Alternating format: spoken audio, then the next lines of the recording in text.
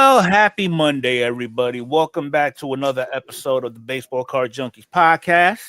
Your home for upcoming releases, reviews on the latest products, and things that's going around in the hobby. I'm here with Mike from Ripping for Rookies. Arnie is not with us right now because he's doing the adulting thing. He doesn't know how to tap into his inner child yet. We're still learning on that. But if he shows up, he'll make his presence known. Oh, he will. So right now we've got my brother did show up in the chat very briefly. Then we've got Dom, we've got Adam's Car Closet, Canadian Car Breakers, we got Locke in 99. How you doing, gentlemen? Welcome everyone. How was your weekend in What's going on? So how was the weekend? Mike? Huh? Well, let's see. My weekend, I worked Saturday, and then we had the family over for Easter. So, let's see, from 8 o'clock to 10 o'clock, 8 o'clock in the morning till 10 o'clock at night, we were cooking food, cleaning, and preparing, and hosting, and all kinds of good stuff. So, eating, cleaning, and blabbing. Yeah. Awesome. Yeah. A lot of way good to stuff. go. Yeah. Hey, Adrian. Yep. Hey, what's going on there, Battle? Tom, how you doing? Yeah, I didn't do anything for Easter because for some it was a dual holiday. It was Easter and it was 420. Oh, 420. That's right. So there was I kept myself inside the house because it's like the moment I go outside, I feel like I just walked onto the mean beaches of Jamaica, Queens. So that's how that is. Yeah. So we're gonna go over a couple of upcoming releases, and we all know because we touched up on it last week, but there are some changes. So for example, let me just see if I can find it here. We have Topps Chrome Black. All right, No change. Still expensive as hell. These are your list of key rookies that you're going to be chasing. They did add more cards in this, so that's a plus. That would slightly justify the price hike. Not much, but it's something.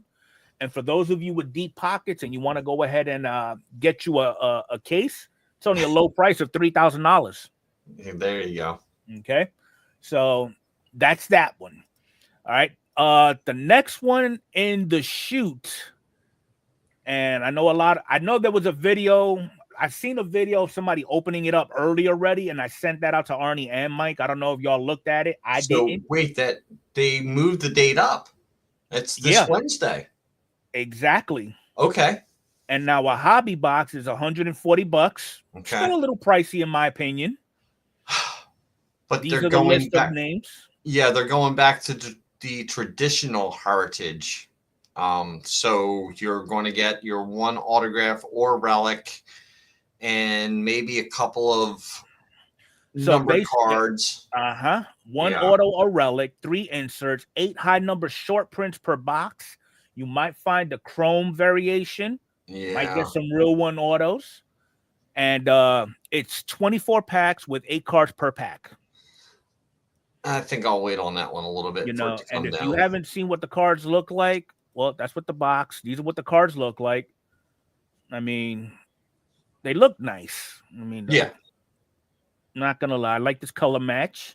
And then you've got the breakdown. So if you're chasing certain parallels, this will give you the breakdown on where you'll actually find them. I do like this look. It has a platinum anniversary. I was just going to say that. Yeah, I like that. Then you got your old school. Okay. And if looks are not deceiving, I would assume this is an on-card auto. Yeah, it does look on-card. That's probably the blue ink and the red ink. I think all heritage are on-card. Hopefully. Yeah. Even the dual print, the dual autos, that would be nice if they're in here. That's is that the bicentennial card? Believe it. Yep, it is. Okay. Oh, there you go. Yeah. Okay, so you got that. Not bad. Okay. Pretty cool. Yeah. Okay. And then the last one we have is 2025 Bowman. Now, on tops, the blasters are $30. Dave and Adams, they want 40. Already at 40. Special. Yeah. Then you got $619 for the HTA. Mm. You have $325 for the hobby. And yeah, it's. Yeah, I think you have to go with the blaster route. You really do. But the tops blaster route for $10 less. Okay, so Soto has his own anime. We were just talking about Soto. He just knocked a free run homer. Yep. Walker Jenkins, Jackson Job. So this must be one of the new Yankee top prospects that you're going to be chasing. Mm-hmm. Acuna's little brother. Still. I do like the stained glass. That's nice. Yeah. And then you got the rookie going down the side of it. Oh, that's cool too. Yeah. Okay, D'Angelo Ortiz from Boston. So, okay. So for blasters, should be no massive change. 6 packs per box and 12 cards per pack. Okay. The hobby, it should be the same, just like all other releases. 24 packs per box, 8 cards per pack. Then you do have your pro packs. So that's a plus. So is there one guaranteed auto in the hobby? 1 chrome auto per hobby. 1 chrome prospect X-Fractor. And yeah, 150 prospect checklist, chance at anime cards, and every other insert that they can think of. The one thing about Bowman, they give you the rookie checklist, but that's not really what you're looking for. Nobody, yeah. You're looking for the prospects. Yes. So and I went to, again, like we talked earlier, I went to the prospect hot list, and this product's not even uploaded to that website yet. So I might just have to send Stryker an email. Hey, tell your boy he dropping the ball. Yeah. So blasters, on Fanatics and tops are $30. Exactly. So you can get 11 blasters for the price of a hobby box. What would you do? 11 blasters or a hobby box? I'm going blaster route. I'm going blasters. Damn right. Because logically that makes sense. Yeah. You know, I mean, and then you got the checklist here. So he must be Colorado's. He must be the Rockies chaser.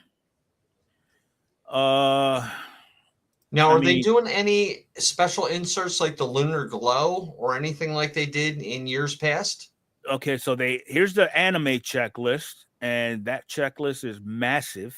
30 cards now versus I think last year it was 25. Then they got the anime kanji where the names are written in Japanese kanji. Okay, that makes sense. The tops 100.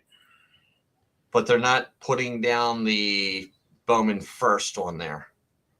Not on the inserts. No. If you go down a little bit, go to click on prospects. There we go. Do they have a listed as first? No, they don't have the first on there. So you don't know what the Bowman firsts are in that checklist, which is pretty much what you're looking for. Yeah. That's the ones that you want. Yep. It makes perfect sense for them not to put it in here because nobody's looking for Bowman firsts. And I'm saying that very fictitiously. Yes, you are. All right, so they got the kanji, they got the Scouts 100. What other? They got the Bowman spotlights. Okay, they're bringing those back. Okay, the crystallized checklist. Interesting. Yeah. Now you would think, okay, there you go. You got the guy from Cleveland, Bazana. So would that be his? Does he have a first yet?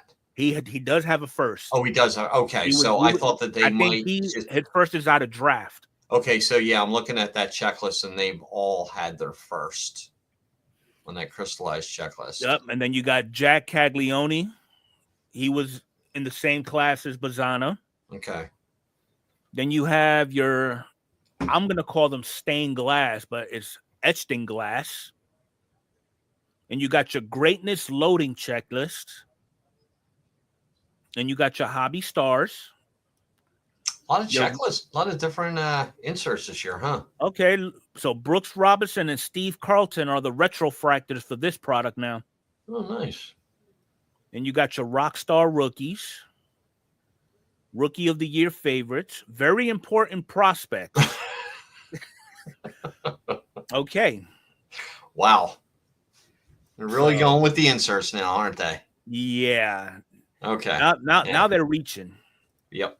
But whatever they do to make the money, that's all that matters. Hey, Titus. Hey, Phil. What's going on, Titus? Oh, there goes my brother. What's up, man? All right, so Topps Tribute. How you feeling about it, Mike? I've watched a lot of breaks, a lot of dynasty breaks of Topps Tribute, and yeah, I really like the product. I wish I could afford it.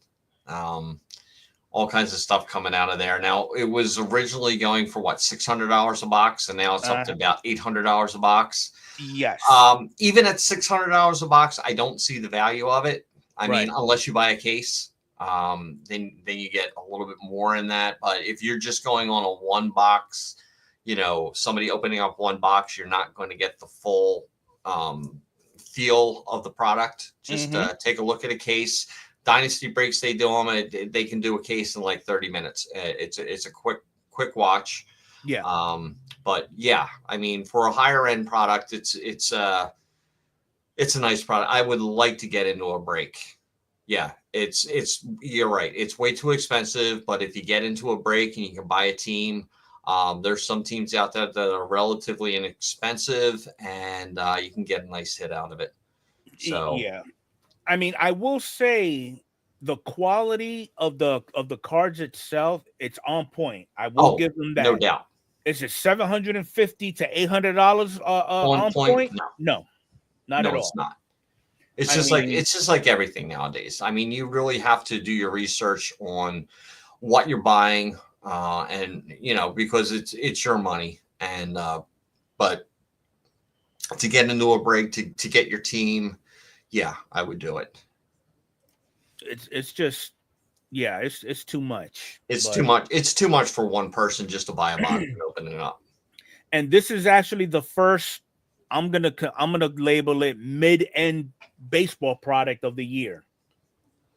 Yeah, well, at the price point of $600, yeah, now it is a mid-end. It used to be like a higher end, but it's a mid. So it's. I mean, now I'm assuming at this point everybody is worn out of Series 1. Everybody's worn out of Heritage High Number. Not really. Not really? No. I love Heritage High Number. Okay, well, I will speak on just my behalf. Finally did it right. And you know, Tribute, I'm not really that big of a fan of, but I'm glad to see something new and refreshing. But at this price point, it wears on you quick. Yeah. Because I don't plan on buying a box. No, I just like watching the breaks. I just like to see the cards that come out of it. You know, it's called living vicariously through others. This is true. Yeah. And now the next major product is Bowman. So let's see how long that river runs. It's going to run a while. It is. Because there's nothing coming out until Series 2, pretty much. Yeah. So this we'll see how it works out. Yeah, this is the Bowman niche where everybody's going to get into it, and it's going to run for a good month.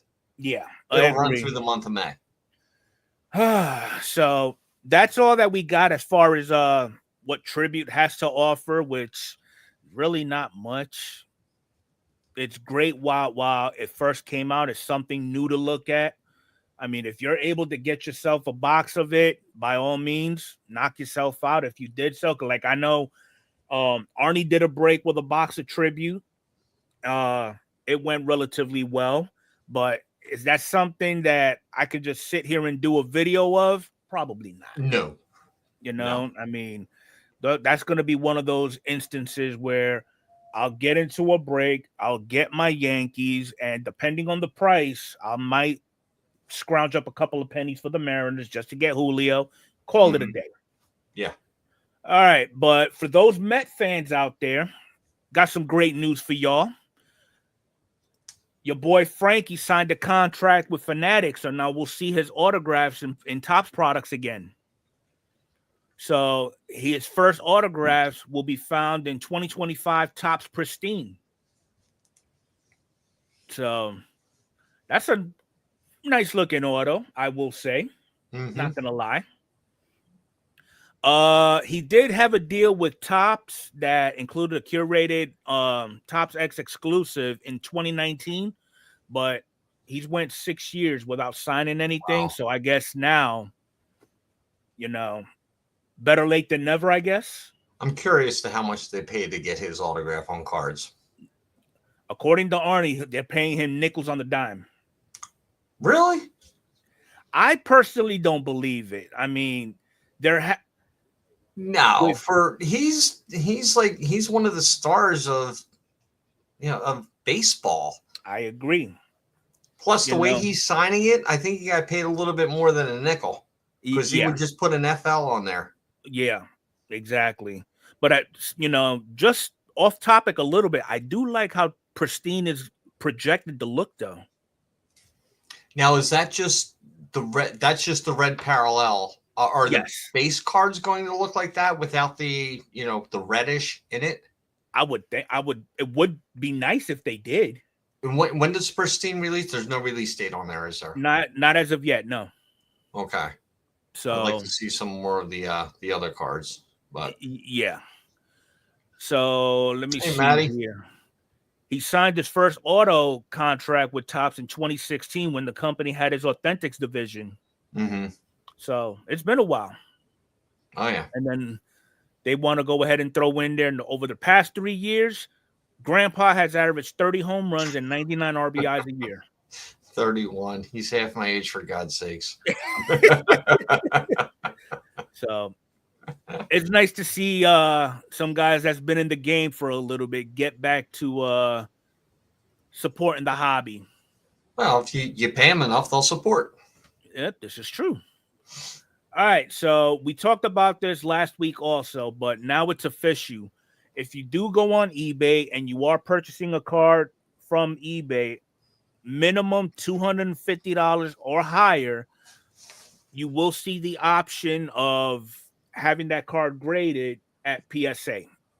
Okay. And I believe the lowest tier that you can actually send the card to get graded, I think it's valued at about $40. So you're looking at just over $300 when you include the fees, and eBay's got to get their cut, and Pete paying Paul and all this other craziness. So I could actually see myself going this route maybe once or twice just to test drive it, see how it is. I would rather risk going this route with eBay than sending my stuff to PSA via GameStop. Oh, absolutely. So absolutely. That's just me. All right. But some good stuff that happened in the hobby, and it's pretty awesome to see. So this gentleman, he goes by the name of Ron, and I found this on Twitter. He goes by Caulk Wharf Cards, and basically he completed the red foil set of Stadium Club. Congratulations. Nice. I'm curious to know how much did it set you back to complete the set? I mean, nickel and dime it, you would get, wouldn't you get a red? No, you wouldn't get a red in every pack. No, that was the pinks that you would get in the blasters. Okay. So the reds are tougher to find. Yeah, it would cost a pretty penny. I mean, I can see going on eBay and, people putting up, hey, a lot of red cards, 9 cards for like $10. Okay, boom, sell. Okay, so now you got 9 cards. But when it comes down to, getting the individual ones that you need, now you're spending like $2 or $3 per card. So Well, at least he got some help with it. He's thanking everybody with the trades or sales. Mm-hmm. I guess he made it known what his intentions were, so people try to help out, and that's what the hobby's all about. I mean, it's somebody that you deal with almost on a regular, hobby related.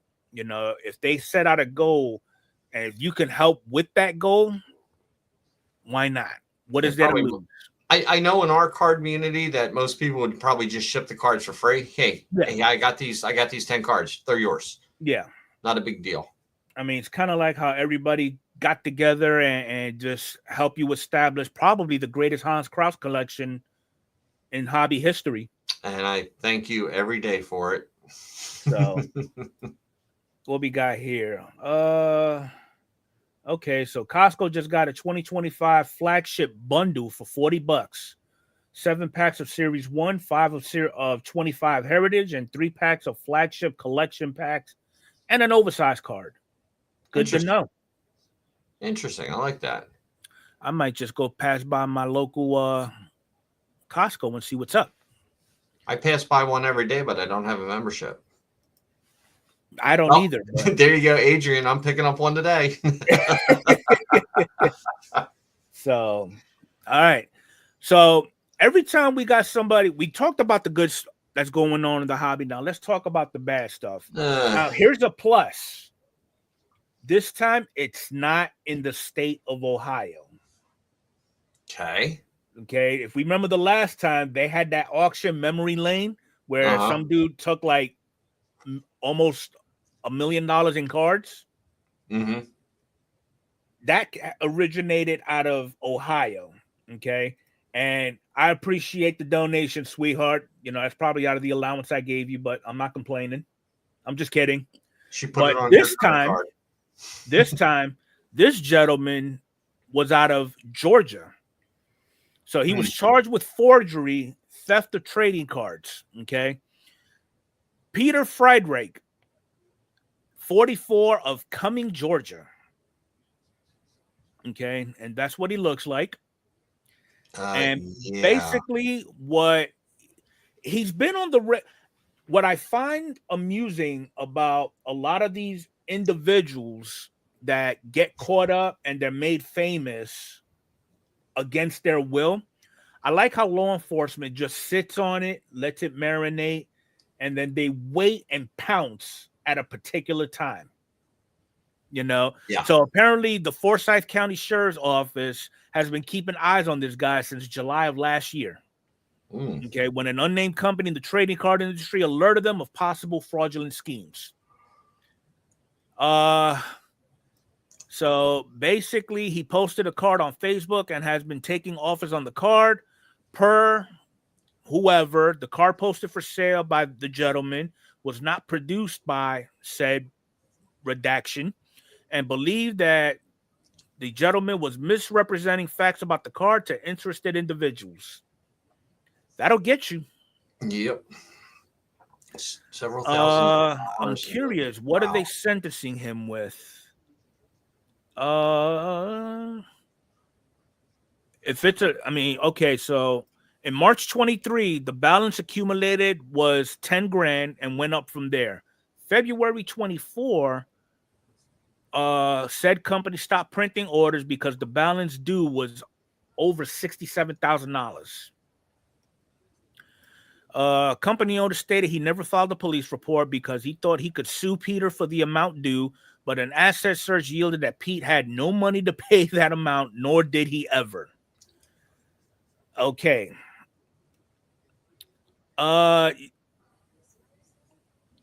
Yeah, so I don't know what a felony sentence would be if found convicted, how much time he would get. I don't expect for him to do life in prison for. It's basically fraud, is what it comes down to. It's basically fraud. So I'm thinking probably somewhere between that realm of maybe 3 to 7 years. So for if you're watching this or you plan on watching this later on, if you in the schemes of trying to get rich quick, don't. And you do it the wrong way, you will get caught. Mm-hmm. Trust me. All right, so I saw a video this weekend on Neo's Cards and Comics, and he actually had this particular tweet on his video. So basically, if you went to Cardboard Gold, and when I went there recently, this was no longer there. But basically, they're saying that with the tariffs at 158% on our products, we have 7 containers on the water that will increase our cost by $250,000. Thank you for your support. Basically, we're going to jack up prices. And it's not just card purchaser. You've got BCW, you've got Ultra Sport, and you've got a lot of these big name companies that are doing all this. But I mean, they're making it sound like it's the end of the world. Mm-hmm. It's gonna get, what's that saying? It'll get worse before it starts getting better. I went on these sites, and a lot of these little verbs, these little disclaimers are no longer there. However, some of their items that are listed, like I think it was BCW, they did have a backlog distinction on some of their products. And it's some of the products that are really not as common as you would think, like your thick card top loaders, but your standard top loaders, your standard sleeves, it's business as usual. So I'm going to jump on a high horse real quick. If you are an individual that is constantly going through a budget that you got set just for supplies, and you don't want to risk going through the price hikes of all these other companies, there's American-made companies out here that make the same quality stuff or better. Yeah. At probably a fraction of the cost. Okay. And I have that listed on all my descriptions. www.cardshells.com. Okay. You go on there. There's many of us in this community that actually have affiliations with this company. You can use any one of our promo codes and it'll knock off, I think it's $10 for anything over 50. Yep. Okay. You can't go wrong with Card Shells. It's American made, and it's quality because it's veteran owned, and the individuals that put this company together, they're actually collectors themselves. Right. I mean, we were first introduced to this product through one of the old heads of the community, Jimmy Redbeard. And, I dove into it. I tried it out, fell in love with it ever since. Like literally, I got 2 boxes now of Ultra Sport top loaders that are sitting there collecting dust because I'm always spending on damn card shells. So I mean, give them a try out. If you need a promo code, Enfuego. Okay, I know Adrian has one. If I'm not mistaken, hers is a league of her own. Just go to the Discord, or if you follow their channels, I'm sure they have that affiliate information on their description. Check it out. I promise you're not going to be upset. Okay? No, go to their website. They have a ton of products. They really do. It's quality. And actually, since we're here, I'm going to go ahead and bring up the company itself. Yep, and they have UV coating on their top loaders. Yes. So here's their newest product is 3x4 top loaders for 35-point clear essentials plus a glide combo pack. Okay. Seriously, $13 for 100 top loaders. Great price. And 13. And you also get the 100 top loaders or the penny sleeves too. Yes. Even better. You can't beat this. I mean, you look at all their top loaders and you have options. You can buy with the UV shield or without. It's completely up to you. Okay, you can't go wrong. So keep that in mind when you do run out of supplies and you do need some. I would check this place out in all seriousness. Yep. All right. So what else we got here?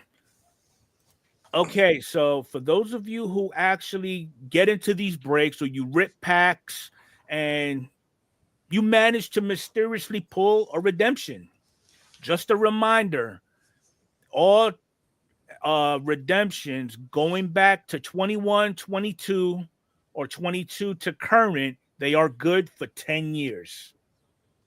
All right. So if you do have something from way back when, as long as it's no earlier than 2022, you're in good shape. They Tops will honor it, and you can get that redemption in. So just putting that out there. All right. Or if you pull a redemption, ship it to somebody, it gets stuck behind another card, and you rip apart your room trying to find it, and then the person finds it and says, "Oh, it was stuck to another card." Yeah. That's a Give me a story heart for attack. another day. So here's a question for you, Mike. If you Yes. was to have your own kids, and My own kids, well, you have a stepchildren. astounding love of the sport of baseball, Yes. would you be bold enough to name your children after certain of your favorite players? Let's see, like Stephen, Larry, Michael, or something like that. Something like Steve that. Carlton, Larry Boa, Mike. No. But if my last name was Powers, the kid's first name would be Austin. That's for damn sure. You heard it here, folks. So, unfortunately for this young man, his father loves baseball. Okay. And it's kind of ironic how his favorite team to me had to be the Seattle Mariners, because this kid's poor name is Ichiro Kano Hernandez. But yet he's a prospect out of Cincinnati. There you go. Now, if he was only drafted by Seattle. And Adrian says if she were a boy, her dad was going to name her Reggie because her dad loves Reggie Jackson. There you go. Okay. And there goes Sean. His oldest middle name is Ryan. Nice. So I wonder what's going through this kid's mind when people ask him his name. Well, he's got to put his name on a contract or anything like that. Do they roast him about it? I mean, no, it's a cool name. I will say it's that. a cool name. But yeah. So basically, so is his last name Hernandez? Yes. Okay. All right. So then it fits. So he's Asian and Hispanic. Okay, that's. Well, I can't really say nothing because my daughter is Asian and really, because I mean his last name is Hernandez, so then you can put the first name and the second name or middle name, whatever you want. And it just flows together. It's perfect. Yeah, there you go. But yeah, I think that was pretty cool on it. Adam said if he had a boy, his name would have been Maddox. There you go. Nice. Okay. All right. So Tag is giving everybody an update on what they've been doing. And I know it's going to be kind of hard to read, so I will read it for everybody. Don't make fun of my reading. All right. So basically, this is English, as of. That's all. Just in English, and we're good. This is as of the 17th of April. So they wrote that we recognize that asking for your patience is, in part, an acknowledgement that we've fallen short of meeting expectations. While the quality of our grading remains uncompromised, we are actively scaling our operations and customer service to keep pace with the overwhelming demand. We sincerely appreciate your continued support during this time. In the last 30 days, we have made great progress. On the operations side, we have leased more space, purchased more equipment, and more than doubled the size of our workforce. All hands and machines are on deck. We are running 2 shifts per day, added weekend shifts. authorized overtime and soon anticipate that we will be operating on a 24/7 schedule to accelerate turnaround. Hint, hint, PSA. Our customer service team has expanded significantly, now staffed with multiple full-time representatives focused solely on responding to inquiries and ensuring every issue is properly ticketed and addressed. We are actively hiring and training more. If you have not received a reply, you will hear from us very soon. If your value bulk or regular order has an estimated turnaround of mid to late March, your cards are scheduled to ship within the next week. Our team is working diligently to fulfill orders while upholding the standards TAG is known for. Thank you for trusting TAG to be a part of your collecting journey. Why can't PSA do something like that? I mean, they can, but they just keep raising the prices on everything, but they don't increase the service or the production. So let's see. Tom says, what about the TAG slabs breaking apart easily? And Lawkins says, where are all these slabs? Never see them. You've never seen a TAG slab before, Lawkins? I know me and Adrian, we submitted a TAG submission way back when, just to test drive it when TAG first came out. Yep, I remember that. You know, it was pretty cool. And Jason's been eating, as always. Shocker. But we've never had an issue with a TAG slab actually chipping or breaking or anything to that nature. You know, I mean, if Adrian, if you're still in the chat, I know you've probably submitted to TAG again at some point. Have you had any issues with TAG submissions as far as you've been dealing with them?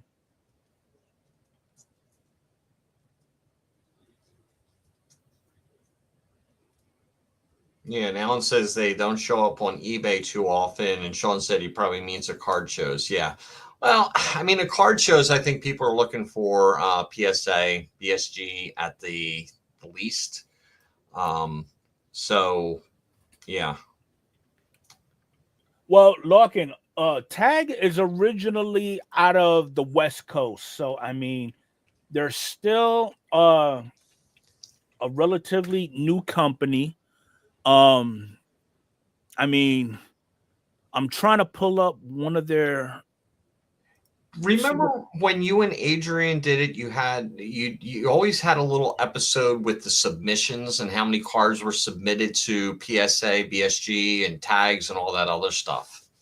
Yeah.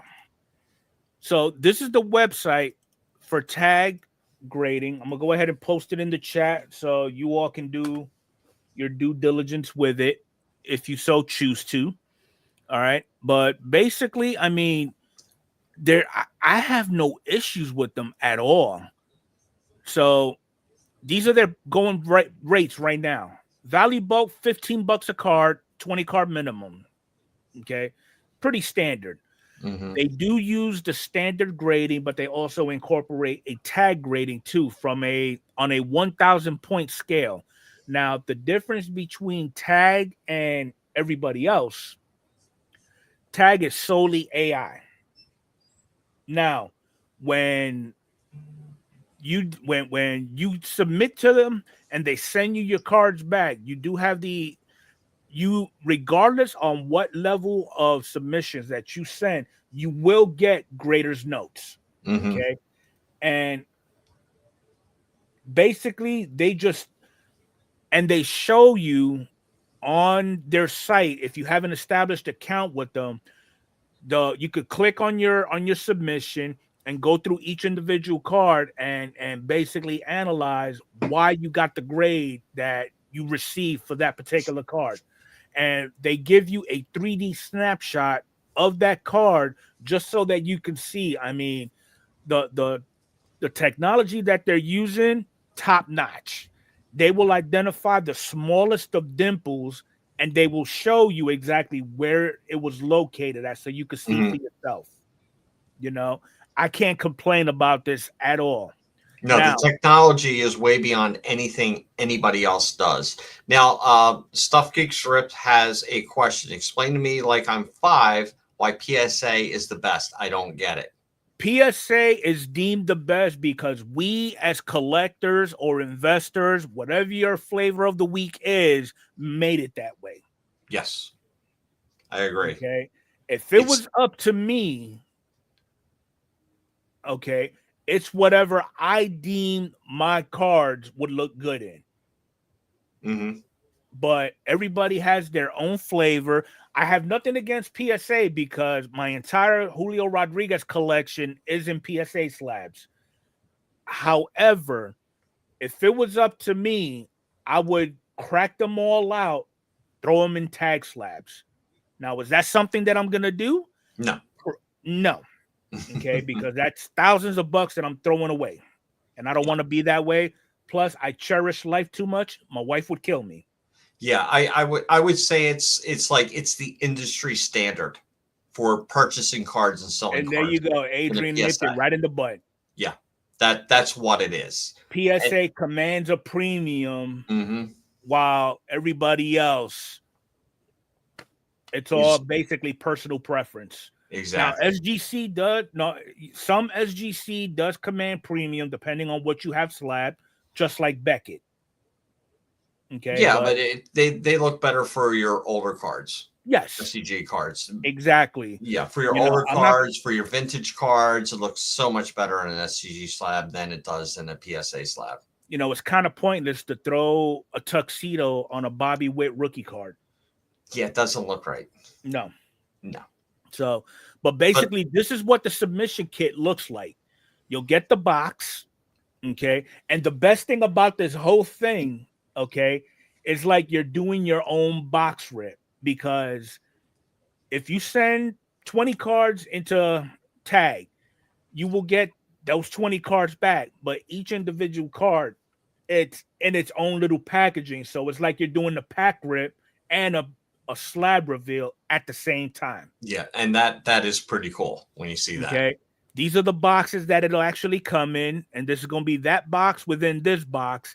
They ship you a tag specified container with protection to prevent it from anybody cracking into it or whatever the case may be.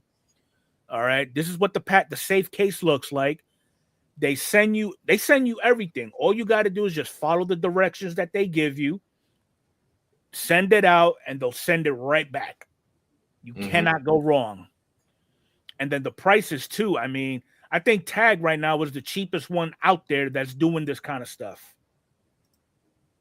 Yeah, they're basically setting you up for everything. All you have to do is follow the instructions, and that's it. Done.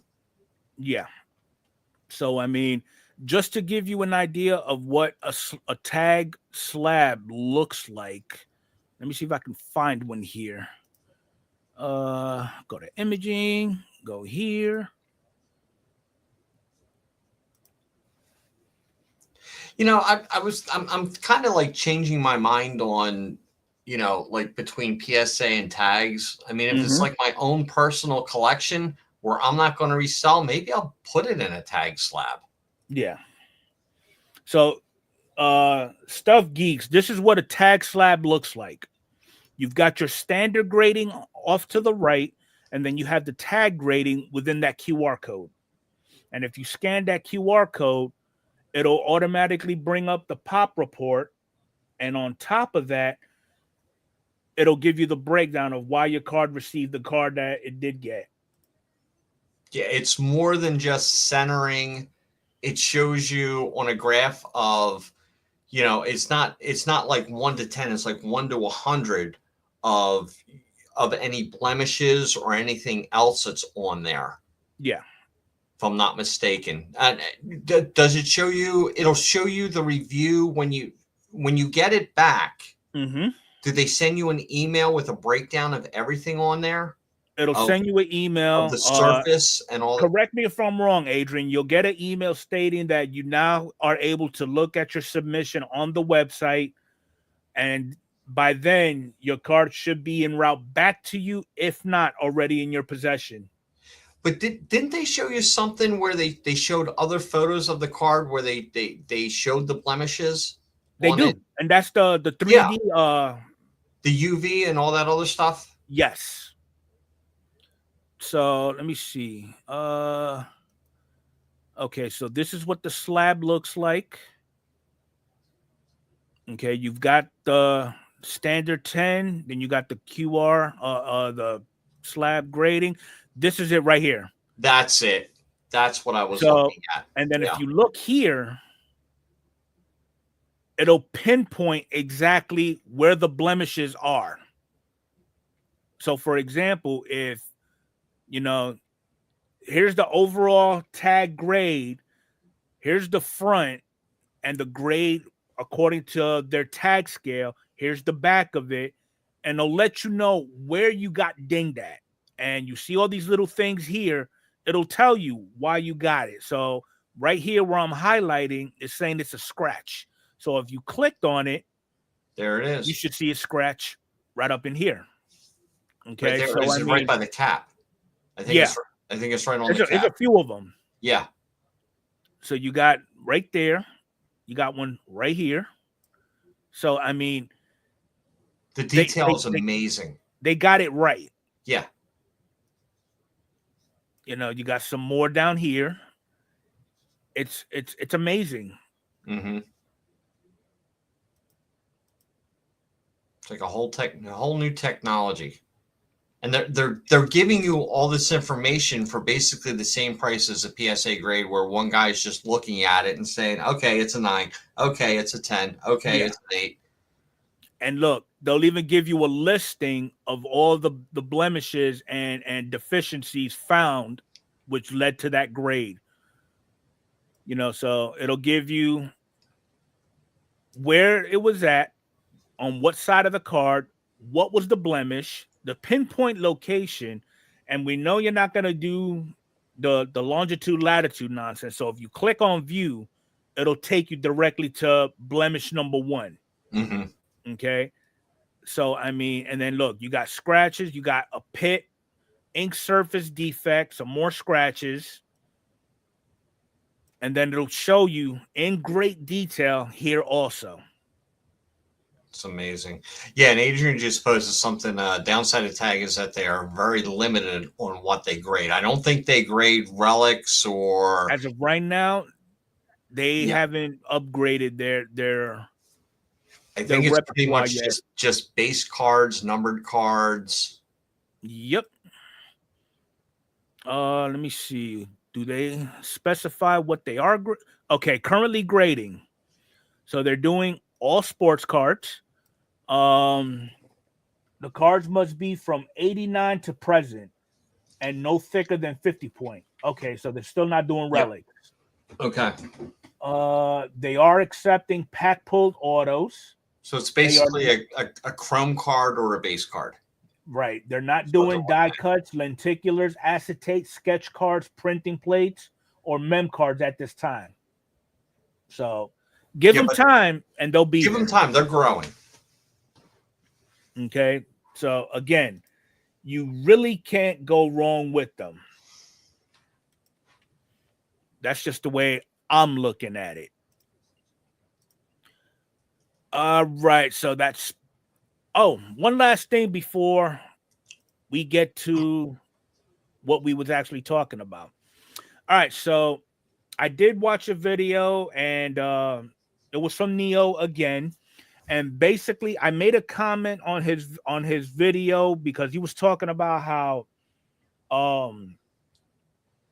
why people grade where he in his mind grading is deemed unnecessary, overrated, or something to that nature. Okay, so I made a comment. I grade because I want to. I'm not looking to make money off of it. I don't care what the grade is. Then I had some other trolls telling me that's BS, that you're okay with a PSA 6. Dude, come check my collection. I got like 8 of them. You know? So I took it upon myself to do a post on YouTube. And basically, my question to the community was, do you think people who make content just ripping packs or showing off collection pieces attract less than content from those offering advice on what to grade or investments? So with 26 votes, people gravitate more to just showing your collection. While as right behind it, you have a person who's looking for collection videos and tips and tricks and maybe some strategies on how to improve on that hobby experience. Okay. And the reason why I did this is because Neo did put a comment in there that he does the videos that he does solely for the fact that videos that are just showing collections are, quote, garbage. Okay. And in my mind, I don't know what he's been smoking or how high off his bunk bed did he fall off of, but I personally would sit there and watch collection videos all day. See, I don't care what it is. I look for the collection videos, and I also look to see how they acquired their collection. Mm-hmm. What routes did they go through? Because I'm in the process of completing a collection of, all the Topps cards for the Phillies. And I just want to see where they went to get everything, because they don't just have the cards. They have to go out and purchase them or trade for them or swap them or something. And it gives me ideas. You go to card shows, groups online, eBay, stuff like that. So it gave me all kinds of ideas. Mm-hmm. I mean, I think the best part of those collection videos is the stories behind them. Absolutely. For example, I know a big one that came out of left field. If you remember the Black Swamp find, mm-hmm. You got a bunch of kids cleaning out their parents' home that stood in the family for, I think they said 100 years, and nothing from every generation has left that house. But when the kids got in there, two of the kids went to the attic. One of the kids found a box of cards, and the other one was like, well, if it ain't Topps, I don't know. Mm-hmm. So he took the box back, did some research on it, found out that he was holding on to cards that are over 100 years old. Wow. Because they were nothing but the T206s. Wow. Put them off in the auction, made a killing. Yeah. Stories like that is awesome. Exactly. Well, Adam. No, Adam, your collection is not garbage. If it is garbage, according to your definition, that garbage is a very treasured piece of garbage. Yeah. Okay. I mean, hell, I could say here I got 2 different types of garbage collections, but who cares what everybody else thinks? Exactly. So I mean, hey Ray, what's up, Ray? We all have our own little pet peeves within the hobby. We all grow our collections in similar yet unique ways. We all have stories that are similar. Some are far-fetched apart, and it just makes the hobby that much more interesting. I mean, how many people, and I keep using you as an example, Mike, how many people do you know outside of this little group that we have here are willing to build a collection for somebody without them asking? Outside this group, I'm sure there's other people out there that would do it. I feel very fortunate to be in this group where, we help everybody else out. I mean, you looked at the Stadium Club, the red cards, the red foil cards. The guy completed it. I'm sure that if everybody had, somebody said, I'm going to complete the Stadium Club red cards, and these are the cards I need. I'm sure that there would probably be 20 people said, let me go through my cards and see what I have for you. Easily. Perfect example. Magnus. He is currently working on the Topps Anniversary 2021 edition of the X-Fractor set. The X-Fractor set, yeah.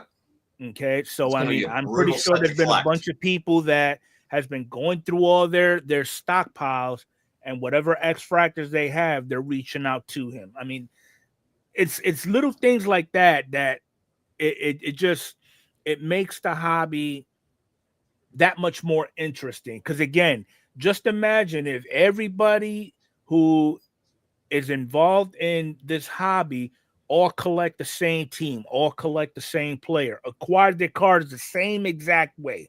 Yeah. How exciting would that be? It'd be boring. You know, I Yeah. mean, it's amazing how we all can take something that we are all familiar with and just put our own little twist to it. Yeah. There you go. Exactly. This is true. Who cares? Who cares? You like that player, you collect them. That's what it comes down to. It I doesn't mean, matter what you'll get anybody a else says. ribbing. You'll get a ribbing from your group because of the player that you actually collect. Like, you know, not a day goes by where if Adam is in the chat or whatever the case may be, I'm getting something thrown at me with a syringe and A-Rod associated with it. Okay, that's just the nature of the beast. It is. You know, but he means no harm by it. It's out of it's pure fun. It's basically what it is. Yeah. Okay, I mean, here we go. Larkin is saying you collect all the Joey Gallos you want, Alex. There it goes. It's happening right now. Yep. And that's basically what it is. That's fine. I mean, every player's somebody collects pretty much every player out there for some reason or not. Yeah. You know. Or they have a theme behind the type of collection that they're building. Exactly. You know, I mean, I know people who you see what I mean? There you go. Yep. All right. I mean, there's people out there where they collect a certain player because of their birthday. They both share the same absolutely. Birthday. Yeah. You know, or hometown hero. Like I believe Sean, he is a junkie for Mason Wynn because I guess he's a hometown hero or something like that. Mm-hmm. Okay. I mean, we all have our own little niches to it, and that's what makes it that much more interesting. So that's pretty much everything in doctrine that we're going to talk about. Now we're going to go, it's kind of early and it is, I'm glad that it is. We're not going to spend a full 2 hours because I'm sure half of you, if not all of you, got better things to do than listen to me and Mike pump our gums. Sure. All right. I'll be right back. So, but I did want to let everybody know, and we did talk about this a couple of weeks ago on the podcast. So there was a documentary that was released mid-February. It is out on Apple TV. It is also now, because I was just informed of it through Adrian, that it's now out on Amazon Prime. It is called Hobby Hustle. What I'm going to do is I am going to locate the trailer and I'm going to add it to the chat so that if this is something that might interest you, you may want to go ahead and check it out. I've already started watching it and it's awesome. Not even going to lie. They talk about they have a selected group of individual collectors who share their stories on their collecting hobby. They do have a segment about the family that did come across that black swamp find and the entire story behind that find. And it was awesome. Okay. I have not completed it yet, but I do know it's roughly around 2.5 hours long. So that is definitely something that I can watch on a weekend when I'm not really doing anything. So, but when I do finish watching it, I will come back here and give everybody my point of view and review of that documentary. So if you did enjoy it, or if you've seen it already or plan on seeing it, you could go ahead and share your input about it also. So that you remember that documentary we was talking about, Mike? Hobby Hustle? Hobby Hustle. Oh, yeah, I did see that. Yeah. You did see it? So yeah, what are your thoughts on it? Yeah. Kind of emotional. Okay. You know, with the family and, you know, and how he had the card store and it kind of like ruined later on they found out, certain things and stuff like that. But yeah, I watched it. I guess it's probably been like 3 or 4 months ago. I guess it was that I watched it. It came out in February. 2 months ago? Has it been I think I watched it as soon as it came out. Yeah. But it's an interesting look into the card world back in the day. And I guess it was during the junk wax era, right? Yes. Yeah, it started in the junk wax era, and it showed everything about that and what was going on and stuff like that. But I found more of the how it affected everybody personally. I kind of touched on that a little bit more than the whole deal with the card shop and all that other stuff. What I did find interesting was in the beginning they hit you with that timeline of participation in the hobby, how it was stagnant up until 2019, and then as soon as the pandemic hit, it took off. Yeah. It was bizarre, and it's kind of like all the why weren't we collecting back then? Why didn't baseball cards take off? Why all of a sudden, because of the pandemic, that we're stuck at home and we, I really didn't start watching YouTube until then. And then I started seeing all these baseball, people opening up cards and packs of cards and stuff like that. It's like, well, I can do that. I couldn't do it at the level that they did it. Right. I didn't have an endless, stream of money coming in to, keep up with all the new releases and all that other stuff. But it's definitely something. Yeah, I do like the stories, and I kind of mentioned the story of the Black Swamp Find is actually in that documentary also. Mm-hmm. So, yep, I'm gonna finish watching it. I thought I was gonna be able to do it in one sitting, but 2.5 hours is a lot of time for a documentary. Yeah. So, all right. So the best part of the podcast that we're gonna do now, how we're gonna close it out, is both Mike and I have come up with a couple of, if I were tops for a day, what would I put out to the masses, to the consumer? And we came up with our own spin on it. I couldn't come up with 5 in its entirety, so I came up with 3. I will let you know what other 2 that I would actually die for, because I just love the way they look. So we'll start off with Mike, because I know I've been bumping my gums a little too long. And Mike, I only came up with 1, but it's the Ultimate Collection. That's fine. But it's the Ultimate Collection. It's something that I would want. I think everybody else would want. I even have it broken down into print runs, how many hobby boxes will be produced, and all that other stuff. So back in 2011, I think it was, they came out with the 60th anniversary, and they called it the Diamond Anniversary. So I did some research on that, and actually the 60th anniversary is technically the Diamond Jubilee anniversary. So the 75th anniversary is technically the Diamond Anniversary. They did that, and I found it on not on YouTube. I looked at the Google, as us old people say, and and got the difference between what the 60 and the 70th was, because I originally thought, okay, 75th anniversary, Diamond Anniversary. So let me take a look. Let me check this. And then I saw that Topps actually had the Diamond Anniversary in 2011. So this is the way I'm going to do it. It's going to release in May of 2027. Now, this comes back to a text that Enfuego sent to me. What do you think about the Topps 3X MVP set? And I wrote back in words that he would use, and I said, it's caca. And he said, really? Question mark, arms up like this. I said, it's a limited base checklist. There's only so many 3-time MVP players. The boxes are redundant. You'll get one hit, you'll get an autograph or something like that out of it. Okay, not a big deal. So he said, what would you do to make it better? Okay, now I'm starting to think. Okay, so 1951 to 2026 would be 75 years of Topps producing baseball cards.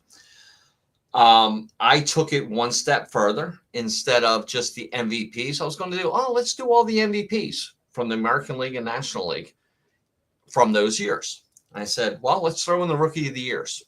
Let's throw in the Cy Young players. All right, Cy Young Award winners. So it comes up to a 450 card checklist of base. And so how am I going to expand on this? What do I want it to look like? Well, I want it to look like Platinum Anniversary, because I think Platinum Anniversary is the one that really, catches all of us. But Platinum Anniversary listed to just 1 year. Yeah. So I was thinking about, okay, so I need to pick a card from the 50s, a design from the 50s, 60s, 70s, and so forth. And I thought, it's going to be too much just to do that. Let's do every card on the 5s. Let's keep the 75. Let's keep the 5 involved. So we would do the cards in 1955, 65, 75, 85, 95, 05, 15, and 25. And that would be the cards. So if you won the Rookie of the Year in the 50s, and your cards would be on the 55 design. If you won the Cy Young, just say you won a Cy Young in the 50s and you also won one in the 60s, you would get a card on the 55 design and the 65 design. And it would be relevant to that Cy Young. On the back would be relevant to that Cy Young year. So if you won it in 61, it would have all the stats for 1961. If you won it in 58, it would have all the stats for that year on it. And I would do that the same way for the MVPs and the Rookies of the Year. Now, Rookie of the Year, you're only going to have one card, okay? MVPs, look at Barry Bonds, 7. He's going to have 7 different cards spanning a couple of different decades. So he's going to have different cards from different decades. And it would also be the team that you won the Cy Young or the MVP on. So it would be in that uniform. So when I came up with it, let's just do it like Platinum Anniversary did it. 24 packs per box, 4 cards per pack, 96 total cards per box. Okay, do it that way. But I want to have one autograph in each box. So it would be a 75 player checklist. And it would be 25 Rookie of the Years, 25 MVPs, and 25 Cy Young Award winners that would have an autograph checklist on there. Then I started looking at, okay, so what are the colors of the diamonds and what are the rarities of the colors of the diamonds? So diamond is diamond. That's the most common color, just to clear. So it would be yellow to 75, green to 50, orange to 25, blue to 10, red to 5, and black 1 of 1. But the black 1 of 1 would also have like a diamond chip, which would take it back to a set that was from years past. I forget the name of the set, but it actually would have like a diamond chip in the card. So that would be a total of 12,450 cards. So that would be 1 autograph per box. Numbered cards would be a total of 74,700 cards. It would be 6 per box. Of course, the same colors would go in: yellow to 75, green to 50, orange to 25, blue to 10, red to 5, and black 1 of 1. And that would be for every card that's in the set would have those numbered cards in it. Also throw in refractors, 6 refractors per box. It would be another 74,700. That would be 166 refractors of each player in there. What else do I have? So the sell sheet would come down to this. It would be 24 packs, 4 cards per pack, 96 cards per box, 6 numbered cards per box, 6 refractors per box, and 1 auto. Total production of the hobby boxes would be 12,450 hobby boxes. Now, when you think about it, you think, oh, wow, those numbers are kind of high. But when you look at it, just for your base cards, there's only going to be 2,296 base cards produced. How many base cards are produced for each base card in flagship? How much? Anywhere from like 6 to 800,000. 800,000. Okay, so I'm talking this way. It's going to be like Platinum Anniversary. It's going to be a smaller release. So even your base cards are going to be valuable in here because there's only, 22,000 or 2,200 or 2,300 rounded up. base card. So it's basically like a gold card. So basically, you're spreading out the desirability of every base card. Oh, pretty much. Pretty much. I mean, everything in this is going to be desirable. So even if it's sold for $200 a box, now, would you buy it, or would you buy it into a break if you're guaranteed an auto, 6 numbered cards, and 6 refractors in here? And, you know, the refractors are like basically numbered to 166 that's what it would be for each player. Even at $200 a box, the total cost of this that Topps would make would be close to $2.5 million.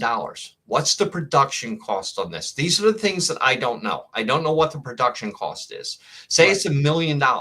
Topps is still going to make $1.5 million on this product. But knowing Topps and Fanatics, no, they're going to 10x it. Okay. Like they said, they're going to 10x the hobby.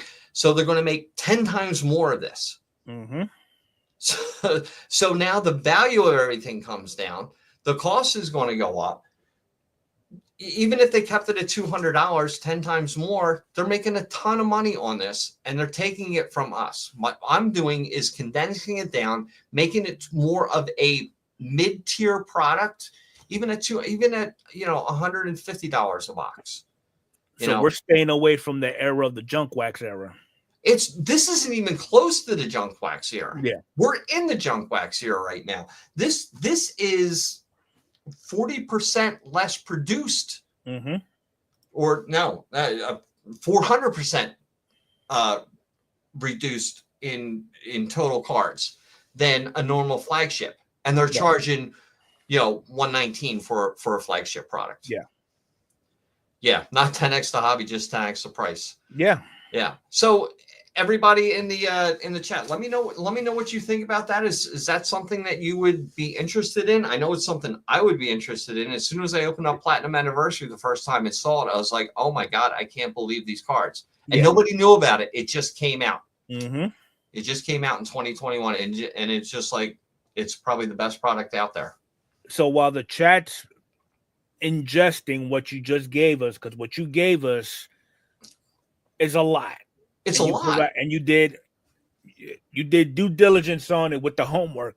But what are 4 other products that you are completely fond of?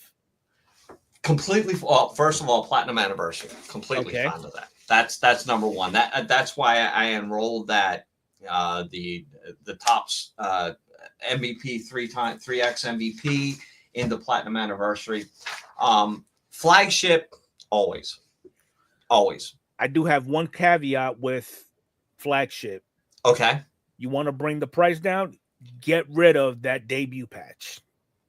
Yeah, you don't need that. Because without that patch, prices are reasonable. The only reason why they're jacked up is because of those damn patches. Yeah. All right. But when I go with flagship, I have to go back to the 1972 set because that's the first year I started collecting cards. Yeah. So that design, that they call it the tombstone design or whatever, it's still the first pack of cards that I bought for a nickel or 8 cents and opened them up, and there was like 16 cards in there. Okay. Bowman, always the first Bowman that comes out, not the draft or anything like that, just regular Bowman where you get your 100 regular cards and you get your 150 prospects, always in there. Your first critique. Yeah.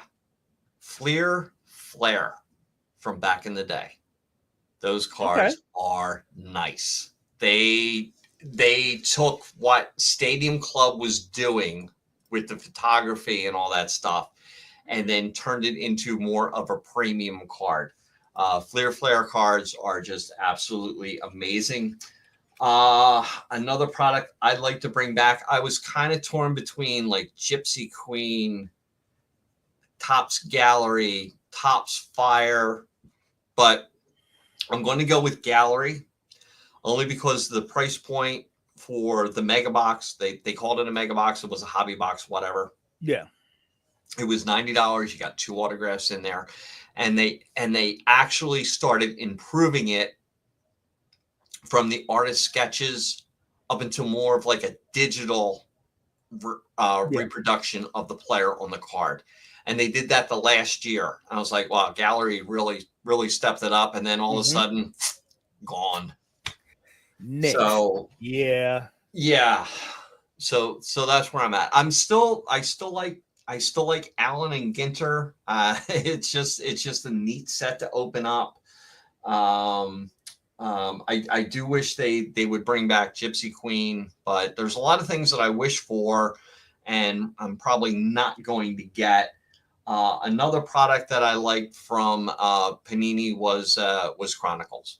I always like Chronicles with the 15 to 20 different sets that were in there, but that was back when they actually had the license and the MLB license. Okay. Adam is saying that he likes the Top Stadium Club Chrome standalone. There you go. Yeah, Topps Fire, and Alan says Top Fire inserts were awesome. Yeah. I mean, here's the thing. The one thing that I don't understand about Topps Fire is that the last year they produced it, they oversold it, and you couldn't get it in hobby format. And then they cut it. Why would you cut a product that you can't? You couldn't keep on the shelves. Yeah, you can't fulfill your orders. Why would you cut a product like that? It just doesn't make any sense. It's just I don't know. Yeah. Thank you, Corey. If it does make sense, that Topps is not going to do it. That's the only justification I could come up with. But yeah, I mean, that's a pretty good custom product that you came up with, and some awesome choices that you made. Flair. Nice. So I actually came up with 3. Okay, I even came up with names of them too. I did it all by myself. I'm a big boy. So the first one, I would dub it. I would actually release it as Topps Gold Rush. Okay, and the product is just that. Every card in there is some form of gold base, gold parallel. The whole theme is gold. Okay, so basically how I envision it is just your base cards. It's that doo-doo brown gold that we find in flagship. Okay, that would be the base. And then your parallels, like if your numbered to 99s would be a gold wave. Your numbered to 50 would be the mini diamond. You would incorporate not your black gold, but your gold black, where the card itself is predominantly gold, but with black onyxed diamonds all in the card itself. Okay. And then your 101, kick it up a notch, would be gold platinum. And basically, it's just a card is gold, but borders are in a platinum colored type finish, not the platinum that we see in flagship. That's gunmetal gray to me. Yeah. Okay. I'm talking about actual platinum. The next one I came up with, it's basically, I was inspired by Topps Cosmic because they have the planetary pursuits. Next product I would actually come up with would be called Topps Zodiac. And basically it's just that. You have card designs resembling the player's zodiac sign for their respective birthdays. And obviously you're going to have your parallels, and, you could take that to a whole different level on how the colors would look and things of that nature. But the backdrop would be nothing but a zodiac sign. So you're going from astronomy to astrology. Touche. There you go. And then the last one I came up with, and it kind of makes sense to make it a standalone, because every time they incorporate it in other products, they keep using the same pictures of everybody. Like, I don't know. I'm pretty sure the position that Cool Papa Bell is in every Panini product, his arms must be tired. But the third product I would create would be called Topps Old Timers, and it's just that. players from way back when, even players from the Negro Leagues, even players from the dead ball era.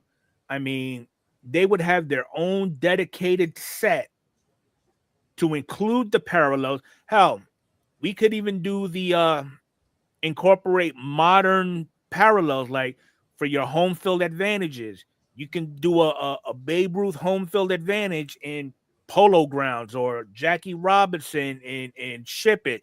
Whatever you want to put that player in where the field was at that respective era, and give it kind of like a retro feel to it and give it a retro look to it. I think a lot of collectors would actually be targeting those, just for the fact that it's a blast from the past with a modern theme to it. Okay. So those would be three that I would come up with. And then as far as some two favorites that are my personal favorites, and actually with a twist too, Top Sapphire. Take Tops, take Bowman, mesh them together. Okay, keep the name, but the parallels would be named by that specific rock. For example, your reds would be rubies, your blacks would be onyx, your purples would be amethysts, so on and so forth. And just keep it that way. Even throw home field advantage in that one potentially. And then the last one, Topps Dynasty. The only addition, dual autos. Yeah. Can't go wrong with that. It may sound a little pricey, but if you're able to get your hands on a card of your player or your players on a dual auto numbered to 10 out of Dynasty, that will likely be your personal holy grail. Absolutely. That's just my opinion. Okay, so if there's any of the some of your favorites that were not mentioned, feel free to drop them in the chat. We would love to hear what are your favorite products that have been released, or hell, if you're as critically thinking just like Mike is, if you had your day as Senor Tops, what would be a product that you would come up with? You know, so yeah, I mean, I had it all together in about a half hour, what I wanted to do. Yeah. And everything. Okay, so B says sounds nice, but adding a card like a 93, the ABD, and all four on one card to send in. Okay, Alan likes Topps Gilded. He also likes Topps Tech. That was a good one too. Yeah, forgot about that one. Yeah, there's so many older products that I, even being back into this for 5 years, that I'm starting to see. It's like, oh my God, that's right. Yeah, I never saw that card before. Where's that from? And somebody will say, oh, well, that's that set. And I was like, I never saw it. Yeah.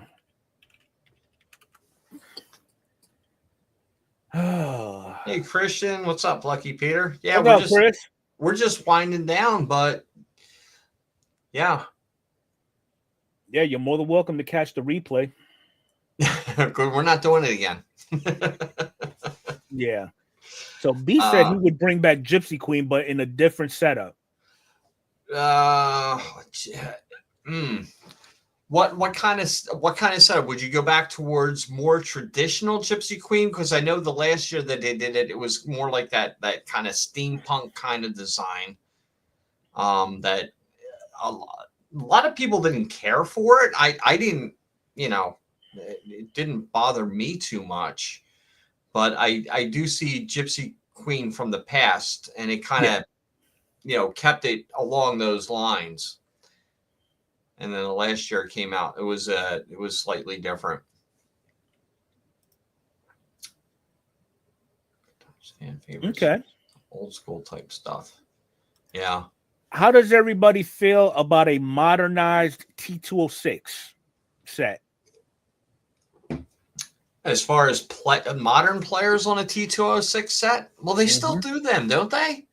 No, but I'm saying dedicate an entire product line for it.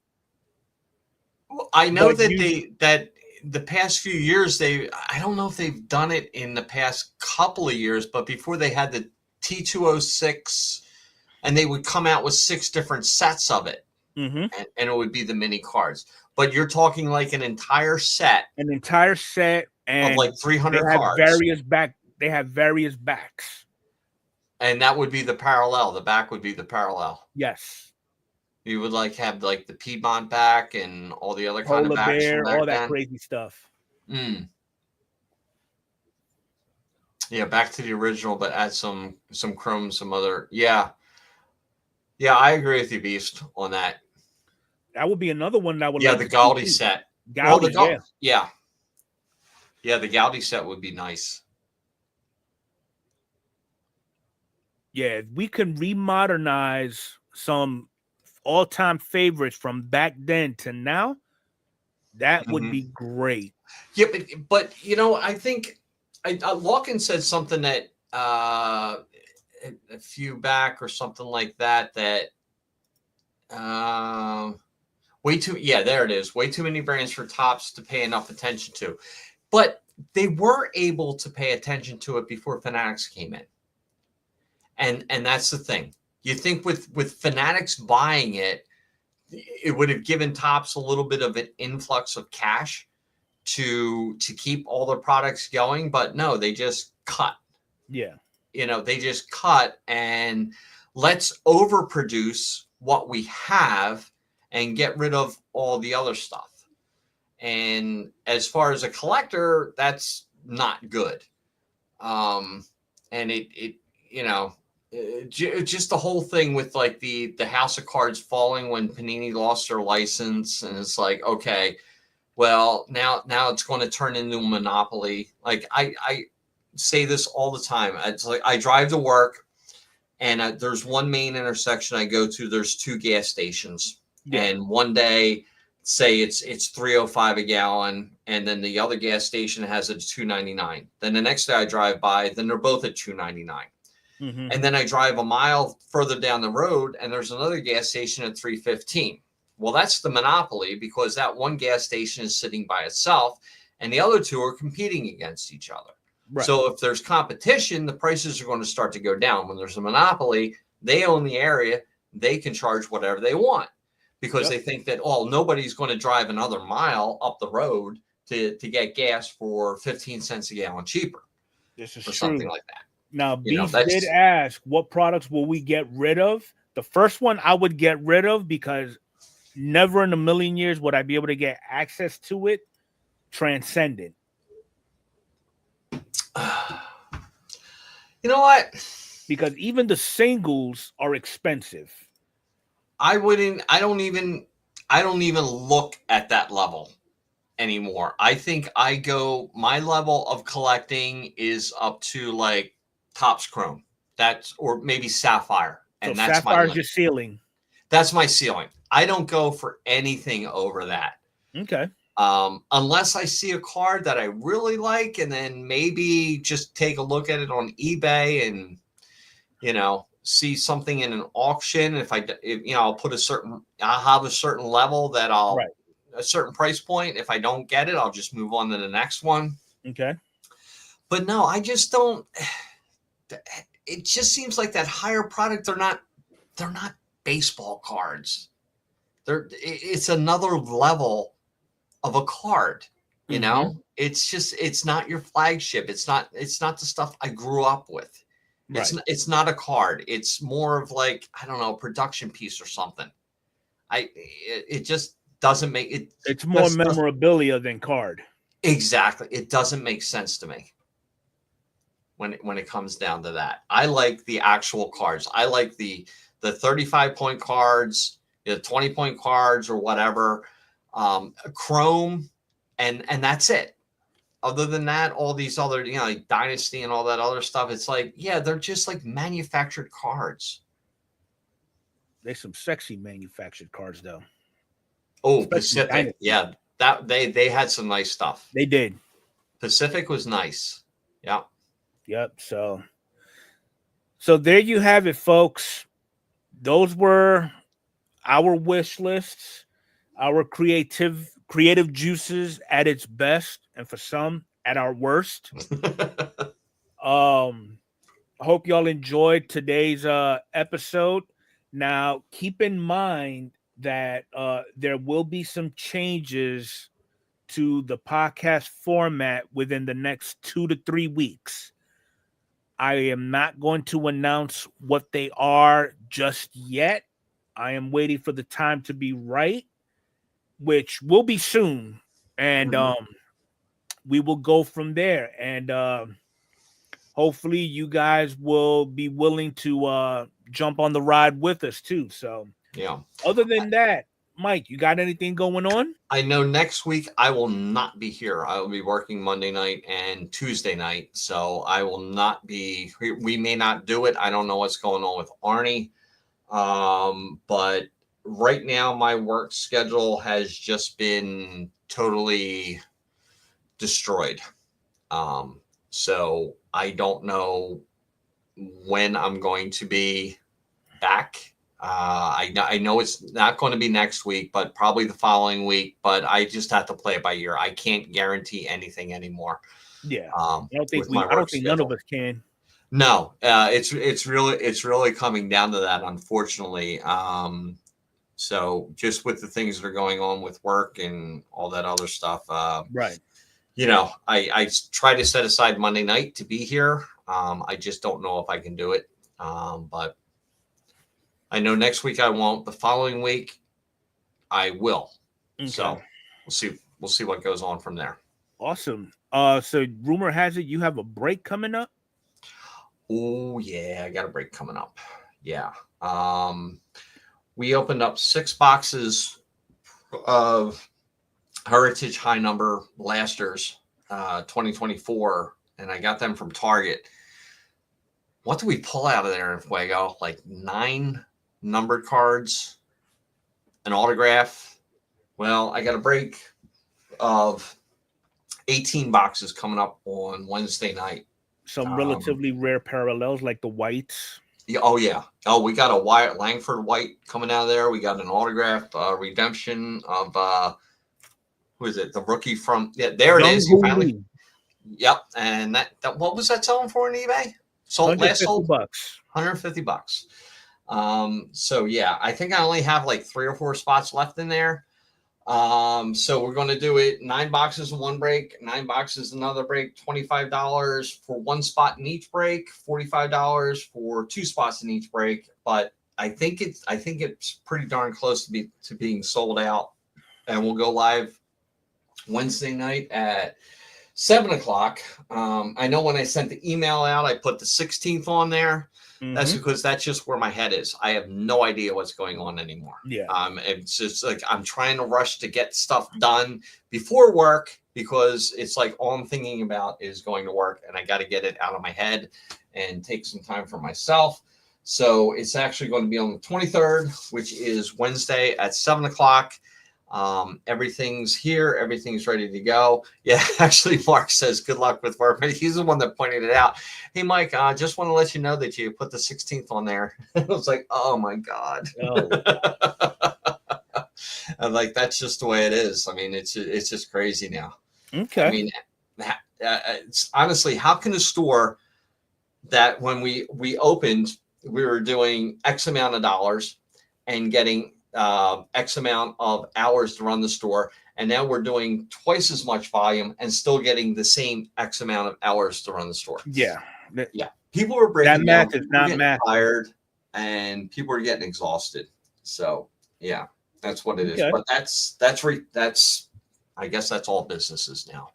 Yep. Well, I do know I have a video that I got to put together. It's a pre-PSA grading video to include. I just got a package from from Topps with some redemptions. And I've got a purchase that I got also that I'm going to show off. So hopefully that'll drop this weekend. Cool. So again, I appreciate everybody showing up. Make sure y'all hit that like button for me. It looks like Adam is going live in 30 minutes on his channel. Okay. Stuff Geek Rips is doing a break here relatively soon. So make sure y'all got your notifications on for that channel. And if you could get in, by all means, knock yourselves out. Why am I not getting notifications for the Stuff Geek trip? So I should have they're doing a break this Wednesday at 8 o'clock. Ugh. Yikes. Okay, so. Well, I'm going at 7. Should be done. I mean, if we're sold out and ready to rip at 7, I can probably be done by 8:30. So yeah, go over. I got to check out your channel, Stuff Geek Strips, because I'm not getting notifications. I know I'm signed up for all of your notifications.